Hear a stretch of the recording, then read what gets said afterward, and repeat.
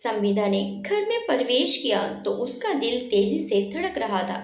वे काफी तेज तेज चली थी, इसलिए उसकी सांसें भी काफी तेज चल रही थी। दम फूल रहा था उसका। राजेश के घर आने का समय हो गया था, पर संयोग से वह भी आया नहीं था। अच्छा ही हुआ जो अभी नहीं आया था, शायद कहीं जाम में फंस गया होगा।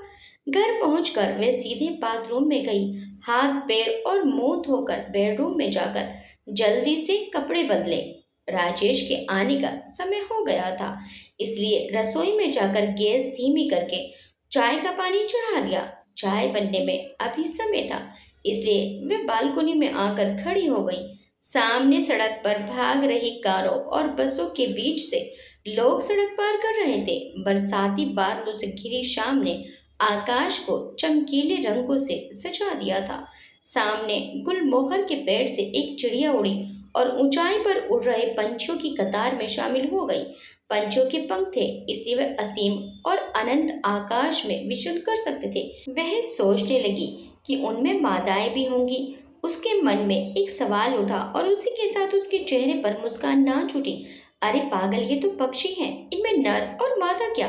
वह तो मनुष्य है, वह भी औरत। सभी अवतारों में श्रेष्ठ माने जाने वाला मानव अवतार उसे मिला है। सोचने विचारने के लिए बुद्धि मिली है। सुख दुख स्नेह माया ममता और क्रोध का अनुभव करने के लिए उसके पास दिल है।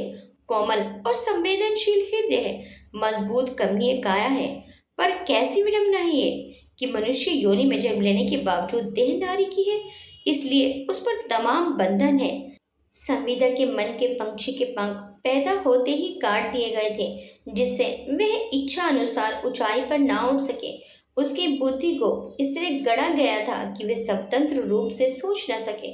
उसके मन को इस तरह कुचल दिया गया था कि वे सदैव दूसरों के अधीन रहे, दूसरों के वश में रहे। इसी में उसकी भलाई थी, यही उसका धर्म और कर्तव्य था। इसी में उसका सुख भी था और सुरक्षा भी। शादी के 3 दशक बीत चुके थे, लगभग आधी उम्र बीत चुकी थी उसकी। इसके बावजूद अभी भी उसका दिल धड़कता था, मन में डर था। देखा जाए तो वह अभी भी एक तरह से हिरनी की तरह घबराई रहती थी। राजेश ऑफिस से घर आ गया होगा तो गुस्से से लाल पीला चेहरा देखना होगा, कटाक्ष भरे शब्द सुनने पड़ेंगे। मैं घर आऊं तो मेरी पत्नी को घर में हाजिर होना चाहिए। इतने सालों में तुम्हें ये भी पता नहीं चला? तुम्हारा ऐसा कौन सा जरूरी काम था जो तुम समय पर घर नहीं आ सकी? जैसे शब्द संविदा पहले से सुनती आई थी। वह कहीं बाहर गई हो, किसी सहेली या रिश्तेदार के यहाँ गई हो, घर के किसी काम से गई हो। अगर उसे आने में थोड़ी देर हो गई तो क्या बिगड़ गया? राजेश को जस का तस सुनाने का मन होता, शब्द भी होठों पर आते, पर उसका मिजाज और क्रोध से लाल पीला चेहरा देखकर वे शब्द संविदा के गले में अटक कर रह जाते। जब तक हो सकता था वे घर में ही रहती थी। एक समय था जब संविदा को संगीत का शौक था। कंठ भी मधुर था और हलक भी अच्छी थी। विवाह के बाद भी वह संगीत का अभ्यास चालू रखना चाहती थी। घर के काम करते हुए वे गीत गुनगुनाती रहती थी। ये एक तरह से उसकी आदत सी बन गई थी, पर जल्दी ही उसे अपनी इस आदत को सुधारना पड़ा, क्योंकि यह उसकी सास को अच्छा नहीं लगता था। सासू माँ ने कहा था, अच्छे घर की बहू बेटियों को ये शोभा नहीं देता। बस तब से शौक धरा का धरा रह गया। फिर तो एक एक करके 3 बच्चों की परवरिश करने तथा एक बड़े परिवार में घर परिवार के तमाम कामों को निपटाने में दिन बीतने लगे। कितनी बरसातें और बसंत ऋतुएं आई और गईं। संविदा की जिंदगी घर में ही बीतने लगी। संविदा, तुम्हें ये करना है, तुम्हें ये नहीं करना है। आज शादी में चलना है, तैयार हो जाओ। तुम्हारे पिताजी की तबीयत खराब है, 3-4 दिन के लिए मायके जाकर उन्हें देख आओ। 5वें दिन वापस आ जाना, इससे ज्यादा रुकने की जरूरत नहीं है। जैसे वाक्य वे हमेशा सुनती आई है। घर में कोई मेहमान आया हो या कोई तीज त्योहार हो या कोई भी मौका हो, उसे क्या बनाना है ये कह दिया जाता, क्या करना है कोई ये उससे कहता, और बिना कुछ सोचे विचारे वे काम करती रहती। ससुराल वाले उसका बखान करते, सास ससुर कहते बहू बड़ी मेहनती है, घर की लक्ष्मी है। पति राजेश को भी उसका शांत आज्ञाकारी लड़ाई झगड़ा न करने वाला स्वभाव अनुकूल लगता था। पति खुशी खुशी तीज त्योहार पर उसके लिए कोई न कोई उपहार खरीद लाता, पर उसमें भी उसकी पसंद न पूछी जाती। संविदा का संसार इसी तरह सालों से चला आ रहा था। किसी से सवाल करना या किसी की बात का जवाब देने की उसकी आदत नहीं थी। राजेश के गुस्से से वे बहुत डरती थी। उसे नाराज करने की वे हिम्मत नहीं कर पाती थी। बच्चे अब बड़े हो गए थे, पर अभी भी उसके मन की इच्छा की, विचारों की, पसंद नापसंद की घर में कोई कीमत नहीं थी। इसलिए इधर वह जब रोजाना शाम को पार्क में पड़ोस में सहेलियों के यहाँ और महिलाओं के समूह की बैठकों में जाने लगी, तो राजेश को ही नहीं, बेटी और बहू को भी हैरानी हुई। आखिर एक दिन शाम को खाते समय बेटे ने क्या ही दिया, मम्मी आजकल आप रोजाना शाम को कहीं ना कहीं जाती हैं, आप तो एकदम से मॉडर्न हो गई हैं। इस समय संविदा कुछ नहीं बोली। अगले दिन वे जाने की तैयारी कर रही थी, तभी बहू ने कहा, मम्मी आज आप बाहर नहीं जाएं तो ठीक है, आप बच्चे को संभाल लें, मुझे बाहर जाना है। आज तो मुझे बहुत जरूरी काम है, इसलिए मैं घर में नहीं रुक सकती। संविदा ने कहा। उस दिन संविदा को कोई भी जरूरी काम नहीं था, लेकिन उसने तो मन ही मन तय कर लिया था कि अब उससे कोई भी काम बिना उसकी मर्जी के नहीं करवा सकता। उसका समय अब उसके लिए है। कोई भी काम अब वह अपनी इच्छा अनुसार करेगी। वह किसी का भी काम उसकी इच्छा अनुसार नहीं करेगी। कोई भी अब उसकी मर्जी के खिलाफ अपना काम नहीं करवा सकता, क्योंकि उसकी भी अपनी इच्छा है। अब वे किसी के हाथ से चलने वाली कठपुतली बनकर नहीं रहेगी।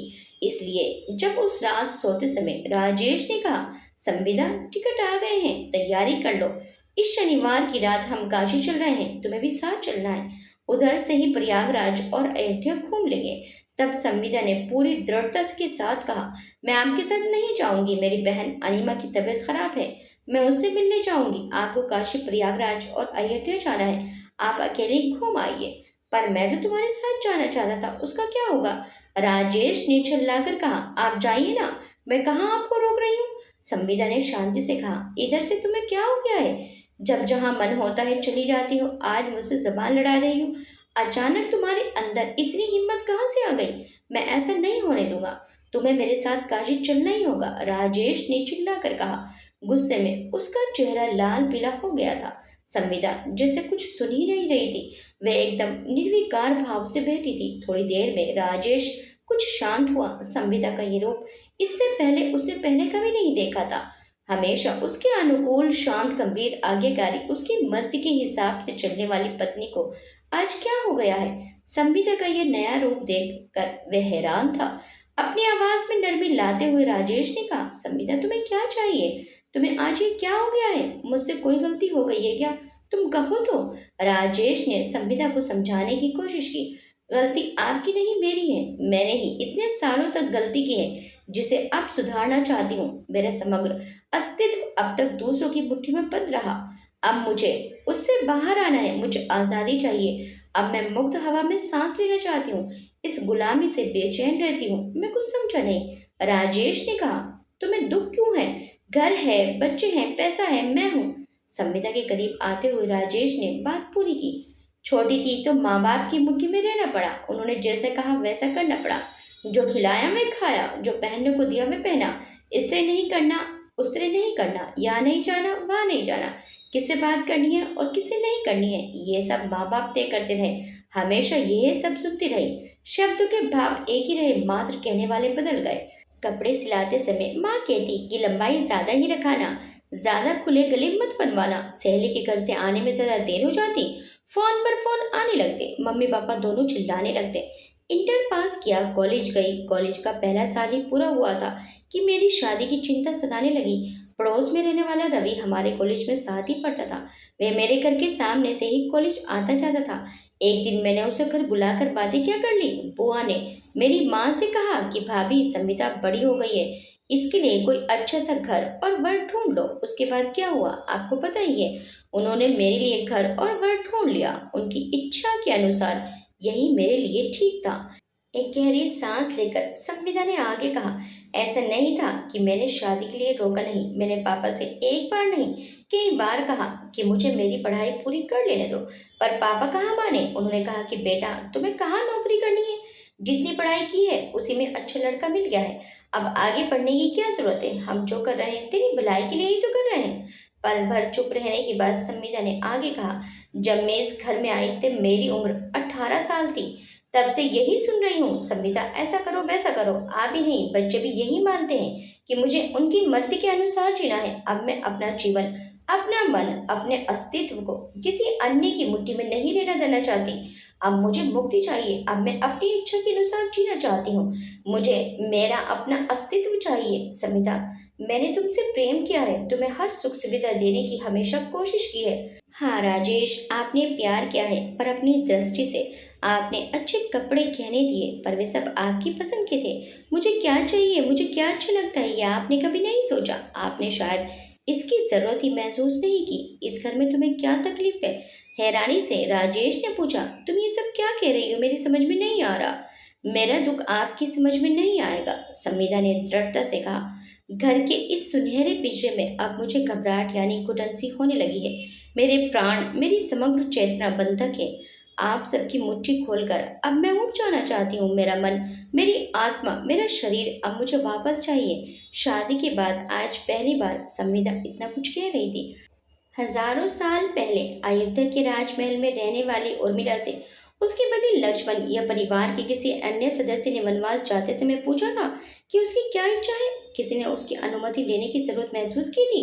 तब उर्मिला ने 14 साल कैसे बिताए होंगे? आज भी कोई इस बारे में नहीं विचार करता। उसी महल में सीता महारानी थी। उन्हें राजमहल से निकालकर वन में छोड़ आया गया जबकि वे गर्भवती थी। क्या सीता की अनुमति ली गई थी या बताया गया था कि उन्हें राजमहल से निकाला जा रहा है? मेरे साथ भी वैसा ही हुआ है। मुझे मात्र पत्नी या माँ के रूप में देखा गया, पर अब मैं मात्र एक पत्नी या माँ के रूप में ही नहीं, एक जीते जागते जिसके अंदर एक धड़कने वाला दिल है, इस इंसान के रूप में जीना चाहती हूँ। अब मैं किसी की मुट्ठी में बंद रहना नहीं चाहती। तो अब इस उम्र में घर परिवार छोड़कर कहाँ जाओगी? राजेश ने पूछा। अब आपको इसकी चिंता करने की जरूरत नहीं है। इस उम्र में किसी के साथ भागूंगी तो हूँ नहीं। मुझे तो सेवा ही करनी है। अब तक गुलाम बनकर करती रही, जहाँ अपने मन से कुछ नहीं कर सकती थी, पर अब स्वतंत्र होकर सेवा करना चाहती हूँ। मेरी सहेली सुमन को तो तुम जानते ही हो। पिछले साल उनके पति की मौत हो गई थी। उनकी अपनी कोई औलाद नहीं थी, इसलिए उनकी करोड़ों की जायदाद पर उनके रिश्तेदारों की नजरें गड़ गई। जल्दी ही उनकी समझ में आ गया कि उनके रिश्तेदारों को उनसे नहीं, उनकी करोड़ों की जायदाद से प्यार है। इसलिए उन्होंने किसी को साथ रखने के बजाय ट्रस्ट बनाकर अपनी उस विशाल कोठी में वृद्ध आश्रम के साथ साथ अनाथ आश्रम खोल दिया। उनका अपना खर्च तो मिलने वाली पेंशन से ही चल जाता था। वृद्धों एवं अनाथ बच्चों के खर्च के लिए उन्होंने इसी कोठी में डे चाइल्ड केयर सेंटर भी खोल दिया। वृद्ध आश्रम, अनाथ आश्रम और चाइल्ड केयर सेंटर एक साथ खोलने से उनका मकसद यह था कि जहां बच्चों को दादा दादी का प्यार मिलता रहेगा, वहीं आश्रम में रहने वाले वृद्ध कभी खुद को अकेला नहीं महसूस करेंगे। उनका समय बच्चों के साथ आराम से कट जाएगा, साथ ही उन्हें नाती पोतों की कमी नहीं खलेगी। इतना कहकर संविदा पल भर के लिए रुकी। राजेश की नजरें संविदा के चेहरे पर टिकी थी। उसकी समझ में नहीं आ रहा था कि अचानक संविदा एकदम से कैसे बदल गई। संविदा ने डाइनिंग टेबल पर रखे जग से गिलास में पानी लिया और पूरा गिलास खाली करके आगे बोली। दिन में नौकरी करने वाले कपल को अपने बच्चों को लेकर बड़ी चिंता रहती है, पर सुमन के डे चाइल्ड केयर सेंटर में अपना बच्चा छोड़कर वे निश्चित हो जाते हैं, क्योंकि वहाँ उनकी देखभाल के लिए दादा दादी जो होते हैं। इसके अलावा सुमन की उस कोठी में बच्चों के खेलने के लिए बड़ा सा लॉन तो है ही। उन्होंने बच्चों के लिए तरह तरह के आधुनिक खिलौनों की भी व्यवस्था कर रखी है। दिन में बच्चों को दिया जाने वाला खाना भी शुद्ध और पौष्टिक होता है, इसलिए उनके डे चाइल्ड केयर सेंटर में बच्चों की संख्या काफ़ी है, जिससे उन्हें वृद्ध आश्रम और अनाथ आश्रम चलाने में ज़रा भी दिक्कत नहीं होती। आज सुबह मैं वहीं गई थी, वहाँ मुझे बहुत अच्छा लगा, इसलिए अब मैं वहीं जाकर सुमन के साथ उन बूढ़ों की और बच्चों की सेवा करना चाहती हूँ, उन्हें प्यार देना चाहती हूँ जिनका अपना कोई नहीं है। राजेश संविदा की बातें ध्यान से सुन रहा था। उसे विश्वास ही नहीं हो रहा था कि वह जो सुन रहा है वह सब कहने वाली उसकी पत्नी संविदा है। उसकी समझ में नहीं आ रहा था कि यह सब सच है या दूसरोपन है। संविदा अपनी बात कहकर उठकर बेडरूम में चली गई और कपड़े चेंज करके सोने के लिए लेट गई। राजेश बहुत देर तक वहीं बैठा सोचता रहा, फिर वह भी उठकर बेडरूम में आ गया। संविदा को लेटे हुए देखकर वह चेंज करके सोने के लिए लेट गया, परंतु नींद उसकी आंखों से बहुत दूर थी। उसकी समझ में नहीं आ रहा था कि वह संविदा के बिना कैसे रह पाएगा। सोचते सोचते उसकी आंख कब लग गई उसे पता ही नहीं चला। सुबह जब उसकी आंख खुली तो संविदा कमरे में नहीं थी। संविदा तैयार होकर सुमन के वृद्ध आश्रम में चली गई थी और राजेश संविदा के बिना अपने आप को बहुत कमजोर महसूस कर रहा था। उसे ऐसा लग रहा था जैसे उसका सब कुछ छिन गया है। संविदा के बिना उसे अकेलापन काटने को दौड़ रहा था। राजेश जल्दी से तैयार हुआ और वृद्ध आश्रम की ओर दौड़ पड़ा। वृद्ध आश्रम में संविदा को खुश देखकर बहुत हैरान हुआ। वह संविदा के पास गया और उसका हाथ पकड़कर कहने लगा, संविदा मुझे माफ कर दो। मैंने आज तक कभी ये जानने की कोशिश नहीं की कि तुम्हें क्या अच्छा लगता है। मुझे लगता था कि जो भी मैं तुम्हारे लिए करता हूँ वो सबसे अच्छा है, पर तुम्हारी इच्छा जानने की मैंने कभी कोई कोशिश नहीं की। इन सब के बीच एक बात जो बिल्कुल सच है वह यह है कि मैं तुमसे बहुत प्यार करता हूँ और तुम्हारे बिना मैं अपने जीवन की कल्पना भी नहीं कर सकता। मुझे अपने से दूर मत करो संविदा। मैं आगे से तुम्हारी इच्छा जाने बिना कोई काम नहीं करूंगा। प्लीज मुझे माफ कर दो। अगर तुम्हारी इच्छा वृद्ध आश्रम में सेवा करने की है तो मैं तुम्हें इनकार नहीं करूंगा, पर तुम मुझे अपने से दूर मत करो। तुम्हारे हर फैसले में मैं तुम्हारे साथ हूँ। राजेश की बातें सुनकर संविदा की आंखों से अश्रुधारा बह निकली। ये शब्द सुनने के लिए उसके कान तरस गए थे। उसने अपना सारा जीवन ये शब्द सुनने के लिए निकाल दिया। संविदा ने राजेश को माफ कर दिया और उसके गले से लगकर फूट फूट कर रो पड़ी। राजेश ने संविदा के साथ पूरा दिन वृद्ध आश्रम में बिताया। उसे भी वृद्ध आश्रम में रहकर बहुत अच्छा लगा। राजेश हंसकर संविदा से कहने लगा, संविदा तुम्हें दीदी के यहाँ जाना है तो हम दीदी के यहाँ चलेंगे। जहाँ तुम्हारा मन करेगा हम वहीं चलेंगे। संविदा के होठों पर एक प्यारी सी मुस्कान आ गई। अब संविदा के हृदय को आंतरिक खुशी का एहसास हो रहा था कि कम से कम उसकी इच्छा को पति ने सम्मान तो दिया। आपको ये कहानी कैसी लगी हमें कमेंट करके जरूर बताइएगा। वीडियो अच्छी लगी तो वीडियो को लाइक शेयर सब्सक्राइब करना मत भूलिएगा। मिलते हैं नेक्स्ट टाइम एक अच्छी सी कहानी के साथ। Till then bye bye.